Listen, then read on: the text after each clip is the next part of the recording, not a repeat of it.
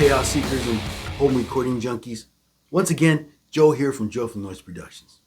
Today, we're going to ask a question that really anybody hasn't bothered to ask me yet. But then, what I need to know. Can a no-name Temu interface actually record anything without bursting into flames?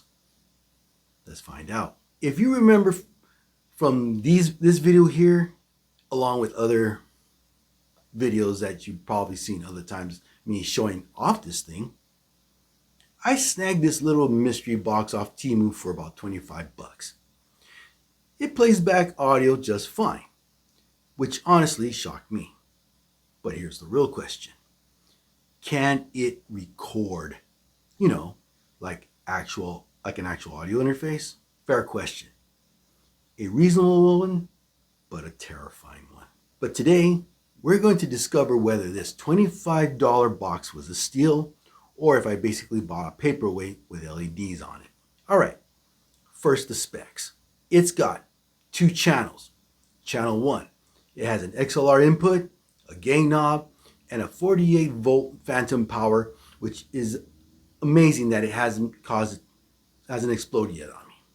Channel 2, it has a 1/4 inch input, gain knob, a switchable line mode for guitar or anything else you want to plug in if you're feeling brave. A direct monitoring switch so you can hear the mistakes in real time. A master volume knob because of course, a headphone output with left. You also have left and right 1/4 inch speaker outs, and you also have a USB-C port, which means at least we're living in the correct decade. Now, it claims to deliver 16 bits and 48 kilohertz of audio quality, which isn't bad for something that probably came in a bag labeled, trust me. So here's the plan. We're going to put this interface through the ringer. Vocals, guitar, real recordings. So I'm taking this and giving it the full stress test. If this thing survives, hey, we're impressed. But if I survive, even better. So let's do this. Now, before I go even further, just to let you know, this box may be kind of hard to find. I mean, it's available. So what I'm going to do is I'm going to post up a link that I think where it may be available, or even put a picture of it, so that way you can see for yourself of what you're looking for, or maybe in case you're interested in finding the same thing on Temu. So again, just to let you know, in full transparency, Temu has not paid me to do this. Neither was I given money to show this off. Everything is coming out of my own pocket.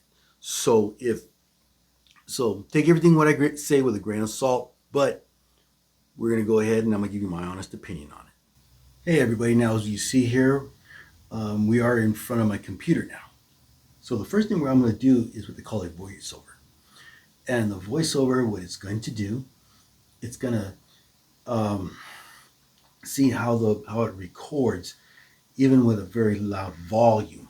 Okay, as you probably see right here, even with the green light blinking, right here is the unit itself. Also, as you can turn this off real quick. Okay, all right, let's see. Okay, maybe it should record right by now.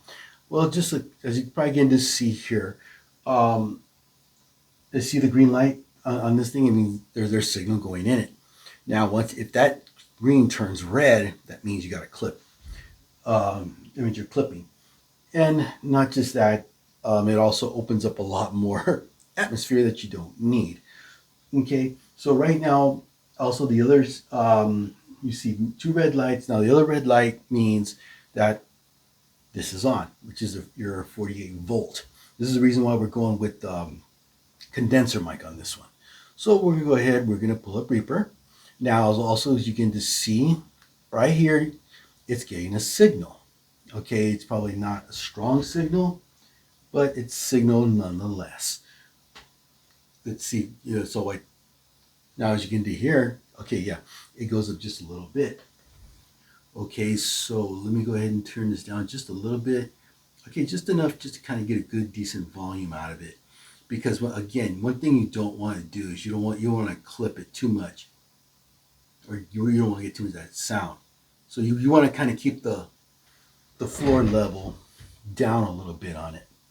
Okay, so let's go ahead and let's do a little voiceover thing, which I have right here. Okay, let me go ahead and pull this up. Okay, we're going to use everybody's favorite bedtime tale, which is which is green eggs and ham. If I can pull it up, there we go. Oops, nope. Okay, let me shorten this up just a little bit. Like I don't want, but okay, here we go. Okay, so we're gonna go ahead. We're gonna record it. Okay, here we go.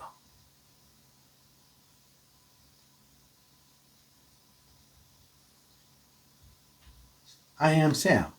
Sam, I am. That's Sam, I am. That's Sam, I am. I don't like that, Sam, I am.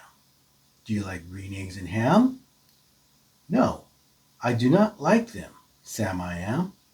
I do not like green eggs and ham. Would you like them here? Would you like them there? I don't like them here or there. I don't like them anywhere. I do not like green eggs and ham. I do not like them, Sam, I am. Okay, so we're going to go that far. Okay, we're going to save that, just as a reference point. So we're going to go ahead, we're going to pull this up. Okay. Okay, now as you begin to see and look, it's the volume level is pretty low on it. So what I'm going to do at this point is we're going to go ahead and we're going to play it back. So here we go. I am Sam. Sam, I am. That's Sam, I am. That's Sam, I am. I don't like that, Sam, I am. Do you like green eggs and ham? No, I do not like them, Sam, I am. I do not like green eggs and ham. Would you like them here? Would you like them there? I don't like them here or there. I don't like them anywhere. I do not like green eggs and ham. I do not like them, Sam, I am. All right, so now you begin to see how it all works together. As you probably heard, it's nice and crisp, but as you see, it's not putting out much volume. Now, what would happen if I put a little more volume? I'm pretty sure it's going to go up, but as far as the noise on it, it might increase along with that as well. Which, if you're mixing and you don't want that sound, you may need to put a noise gate to it. Okay, that's the only thing. However, I mean, it's your choice, but as you can hear, it sounds pretty clear. Now they say they say if you try to get the noise floor pretty low, you can actually pick that up with the compressor by using the makeup on it, and also it'll give you a little bit of a boost that you need. But usually, the cleaner the sound you want, the better it goes. So now what we're going to do now is we're going to put it to the guitar test, and we're going to see how the line works. Now it's time for the guitar test. As you can see right here, I'm using my Les Paul on this one. I rarely use it, so let's go ahead and let's go through some of the functions and how this one works. Now, if you keep in mind right up here in the channels, you see I got it for the guitar right here. Now, if you know right here in my in, I'm going to pull it down. It's going to, for the input, as you see, it's on the codec 2. So that means it goes into channel 2, where this is at. Now, I got it set up at line level. So in other words, it's just a regular line level that's just going through. So as you can see, it responds. Now, let's just kind of pop this out. So, okay, so now we know we got the guitar through in it. Now, you're probably saying, well, what if I keep it on number 1? So if I want to kind of put it on USB audio tech number 1, as you can hear, there's no response. So what we're going to do now, we're going to flip it back to 2 is where we're going to go ahead and put it back in. So now as you hear, that's the line level. Now, as I mentioned, it also has a guitar switch. So you can put the guitar, you can put it in guitar. It's supposed to be made for guitar. Now let's see if it makes a tonal shift. So when we play this, as you see, that's your regular line. Now let's hear this one. Oh, wow. So now we see it gives it a boost, which kind of picks up and gives it a little more grit. So now we begin to see and understand how all this is coming together. So let's go ahead, let's pull up an amp sim here. Let's go with Amp Blocker. I gotta do a review with about these guys. I love these guys with all my heart. I mean, yeah, they're Mexican, so okay. Okay, let's put the gate up. So let's see. Let me turn this off. Okay. So let's see how it sounds. See, so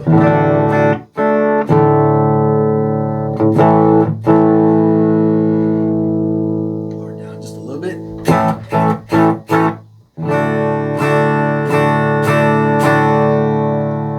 Okay, now let's go ahead and let's turn it on. Let's see how it sounds. Okay.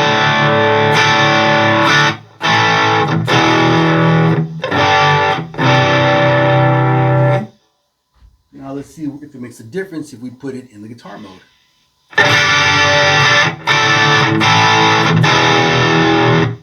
Now, as you begin to hear, it gives it a little more sizzle.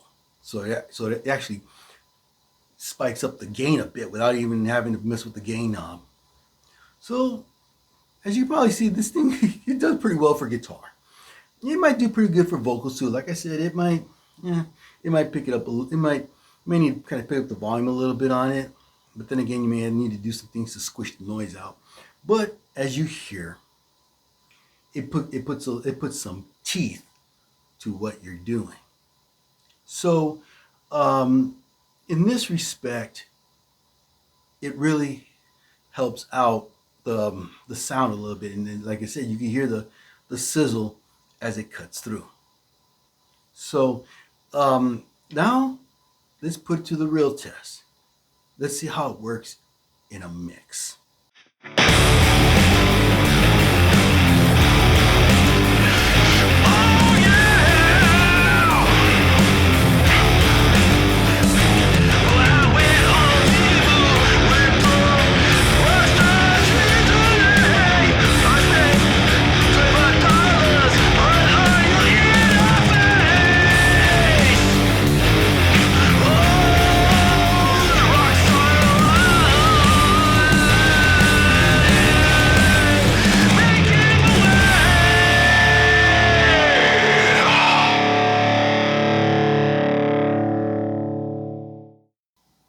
Now, as you're going to see here, we're looking into the session right here that I created to be able to kind of demonstrate how this works. Now, before I go into the reaction of how well the interface did, let's go and let's do with the Ugritrones. Okay, this is what I'm using, or I've been using for a while lately. I'm kind of still searching for a good sound. I know, I should be settled in my sounds, but that's just how it is. Now, this is called the Total Studio Drums. Okay, as you see right here, come on. As you see right here, you got your kick, your snare, toms, and all the rest of your other drums you need right here. So like I said, I'm gonna go into that a little bit more as we go. I'm gonna dive into this type of drum kit once we get a little bit more kicking. Also, I got right here, I got my Magna StressBox stereo from compressor from Waves. It's actually like it's like a distressor. It really kind of gives a little more oomph to it. This was the Black Friday special. Also, I'm also using um, the Fine Classics plugin. This is a free plugin also as well, which is called Subtle Spaces. This is what simulates the room, and this thing I really love it. I love the way it makes the drum sound and also gives the big guitar sounds that it needs. So it really makes a big difference. Also, what I'm using here, I'm using the Vocal Menace by Chris Liepe. I believe it's still available. This one particular because it's a free plugin. You know, even though Chris Liepe also has other Vocal Menace parts to it now, where you can be able to kind of really go wide out and things like that. But just this unit alone hits it. Okay. Now I'm also using a little bit of a rear gate here to kind of get rid of some of the noises to kind of keep it nice and clean. And I also got the Magna StressBox on this one also as well. Then for the amp blocker, obviously I'm using the Prestige Plexi along with 808 drive to kind of give it a little more kick. Also, I'm using the Mach 5 or it's called the Mark 5 simulation of a Mesa Boogie. And then obviously I'm using some of my I'm using my Tukan EQ to kind of curve out a little bit of the muddiness of the sound and stuff like that. This is something I would use, but I'm also kind of using re-EQ to kind of get rid of other sounds and stuff like that. And I'm also using another free plugin called the ShredSpread. Okay, it's a little hard to pronounce, from Brainworx. So I'm using that. Also, I'm using my plugins. This is my EastWest plugins. Okay, so as you can see, I'm using the Ministry of Rock 1. Ministry of Rock 2, I'm kind of struggling with it. Now, also, I'm using the Fender 5-string bass, which I believe is a jazz bass. Then I got my guitar rig. Okay, see, I got my guitar rig right here. Also, like you can see, I got I'm using two different amps. The Bass Pro, I'm using it for like the upper mid range high tones. The Bass Rage is more kind of sound like a subwoofer. That's why if you go right over here, you can see I split the signal, and right here I can fade between frequencies. So if I go more this way, it'll more go into this amp, which will be really low and really thuddy. But if I go more here, it'll be more like clangy and stuff like that. So the reason I got this right here in the middle, so that way it kind of gets the best of both worlds. So that way you can get the lowness of the amp and be able to kind of still get that growl sound especially if you're into the grind. I am looking into another bass plug, maybe see what happens. But also you see right here, I also got my Magna StressBox also on there as well. Again, those are all free plugins. I mean the Magna, well, not all free plugins, but the Magna StressBox. If you want to get every Black Friday, you want to get a free plugin, you gotta sign up. You gotta sign up with Waves. That's the only deal. But hey, it's worth it. Now, as you can see right here, I'm really surprised. As I mentioned earlier in the video, it had a low noise floor, and I was speaking pretty loud. But when I started singing, I didn't realize that it was coming out pretty loud. For the record, and for my because of my age, I really can't sing that loud. I can't sing as loud as I used to back in my 20s, 30s. It'll hurt my voice. And if you heard the way the song sounded, it's like, man, he's really putting his growl into it. Yes, And you also notice there's distance between me, the pop filter, and the mic itself. So I guess I stand corrected. This thing can actually belt out pretty loud. Now again, because of the tightness of the low floor, it will allow you to be able to still get a good, nice sound at singing. But then again, every person is a variable. Okay, maybe I should have made sure that when I sang it, that I was able to kind of keep it like this right here. Now, this right here was done with the interface. Again, no disappointment there. But here, this is a big surprise.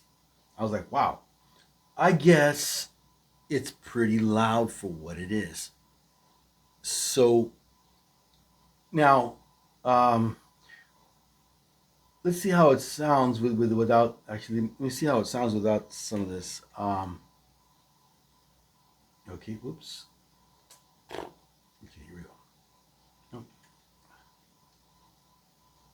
Let's take all these off. Let's see how it sounds. Oops. Okay, let's try one more time. Here we go. Oh yeah! Let's go to the lower part right here. Let's see. Well, I went on Temu with some rockstar trees today. I spent $25 on audio interface. And as you can probably see, I am struggling in my singing. It's not that I can't sing. I can't sing the way I used to. I have to kind of work on that. But as you can it still came out nice. And as you can hear, it came out nice and clean still. So when you think about it, you're like, dang, really? So it's shocking to me. Now, is this a regretful buy? No way. Matter of fact, not only did it survive, it thrived. And that is something awesome about this thing here.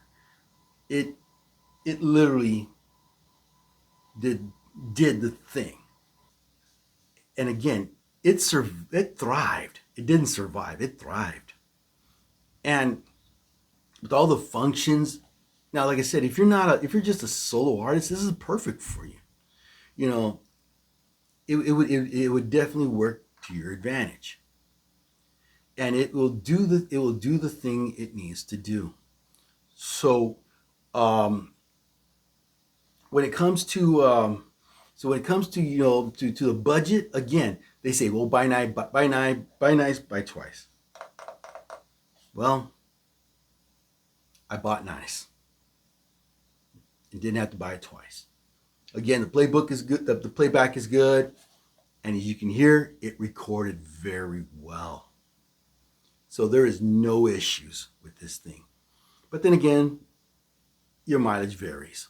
Before you bounce out, do me a favor. Hit the like, share, and subscribe button. Hit the notification so you know when the next video is on its roll. So until next time,